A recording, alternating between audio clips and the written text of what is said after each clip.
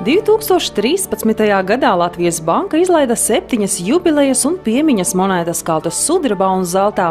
Piedāvājam iepazīties ar šīm monētām.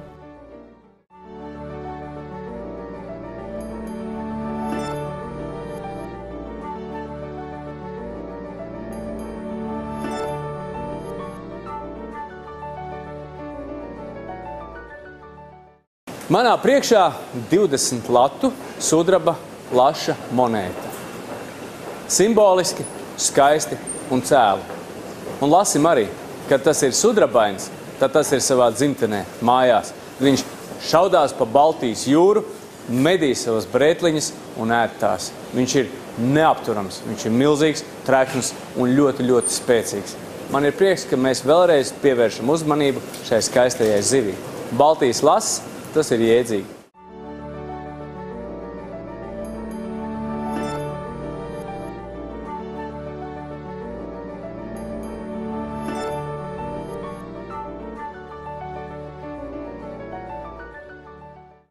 Autors Rudolfs Blaumanis ir ielicis pamatīgu akmeni latviešu literatūrā un arī latviešu teātra vēsturē, jo pie viņa darbiem atgriežas un arī atgriezīsies un tiks iestudēti mūžīgi, jo viņš runā par latvieti, latviešu vērtībām, identitāti, un viņā slēpjas tās vērtības, par kurām mums būtu vienmēr jāatcerās.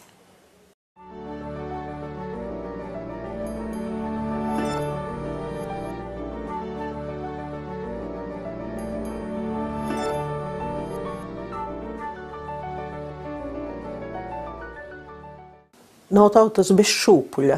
Šūpulis ir dzīvības atslēga. Latvieši šūpulī bērnam krustībās lika maģiskas lietas. Šūpuļa monēta ir veiksmes monēta.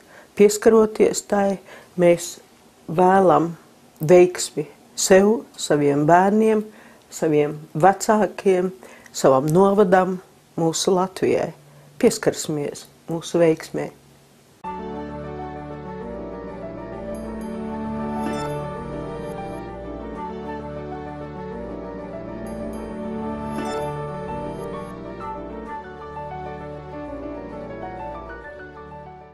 Rīga ir Vāgnera pilsēta, jo Vāgners šeit pavadījis 2 savus dzīves gadus. Viņš bija jauns cilvēks, kamēr dzīvoja šeit, un viņš šeit sāka attīstīt savus ģeniālās mega idejas, kuras vēlāk izvērtās par lielajām operām. Un ir ļoti svarīgi apzināties, ka Latvija nav maza provinciāla valsts, bet mēs esam saskārušies ar visdižākajiem kultūras veikumiem. Un tāpēc ļoti svarīgi, ka Latvijā tiek arī izveidota monēta ar Vāgneru, jo mēs gribam piederēt šai kultūrai, mēs gribam ar to identificēties un mēs varam to darīt.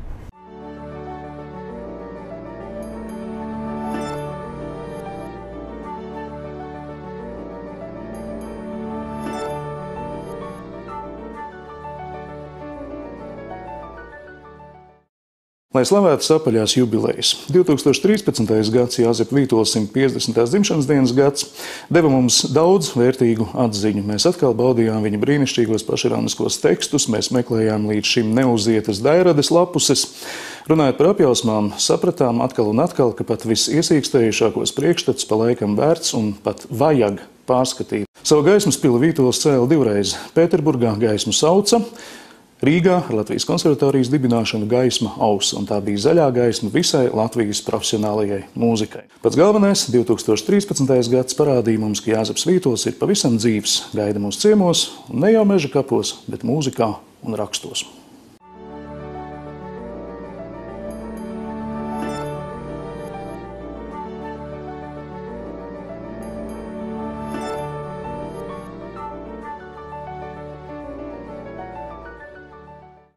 Monētas nosaukums ir Ak svētā Lestene.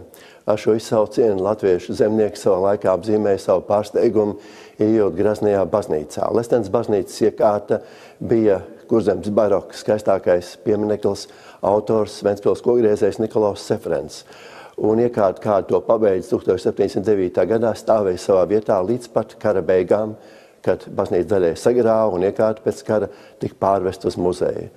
Tagad Latvijas bankas izdotā monēta ir kā tāds skaists uzaicinājums Latvijas sabiedrībai palīdzēt atgriezt iekārtu atkal baznīcā un pārvērst to par vispār nacionālu kultūras projektu.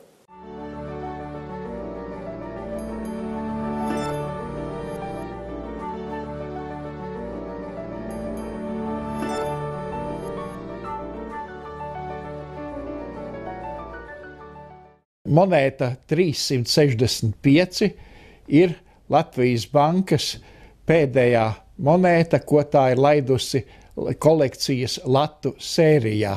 Šī ir arī visintelektuālākā savā mākslinieckajā veidolā, visabstraktākā, un monētas ideja pauž skaitļu un matemātikas un laika tādu abstrahētu grafisku atklāsmi, kas būs tik svarīga mūsu tālākā attīstībā Eiropas Savienībā.